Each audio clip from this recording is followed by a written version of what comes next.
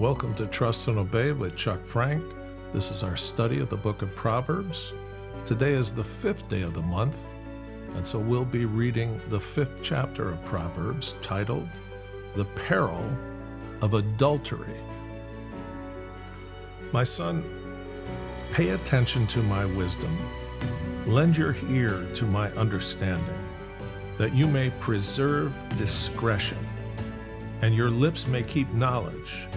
For the lips of an immoral woman drip honey, and her mouth is smoother than oil. But in the end she is bitter as wormwood, sharp as a two-edged sword.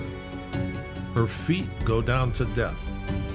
Her steps lay hold of hell.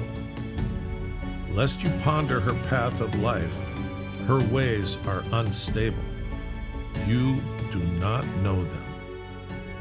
Therefore, hear me now, my children, and do not depart from the words of my mouth.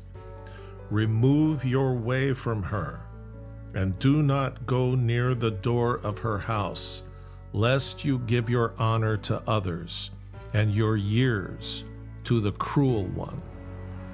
Lest aliens be filled with your wealth, and your labors go to the house of a foreigner. And you mourn at last when your flesh and your body are consumed, and say, how I have hated instruction, and my heart despised correction. I have not obeyed the voice of my teachers, nor inclined my ear to those who instructed me. I was on the verge of total ruin in the midst of the assembly and congregation. Drink water from your own cistern, and running water from your own well.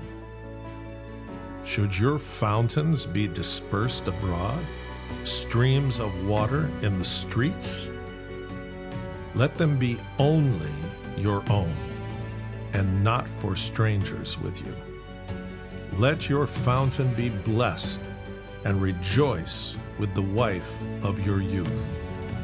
As a loving deer and a graceful doe, let her breasts satisfy you at all times, and always be enraptured with her love.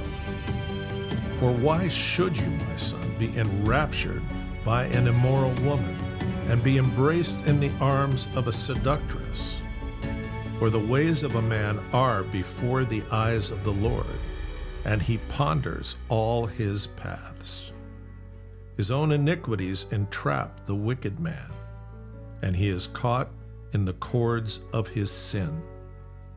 He shall die for lack of instruction, and in the greatness of his folly he shall go astray.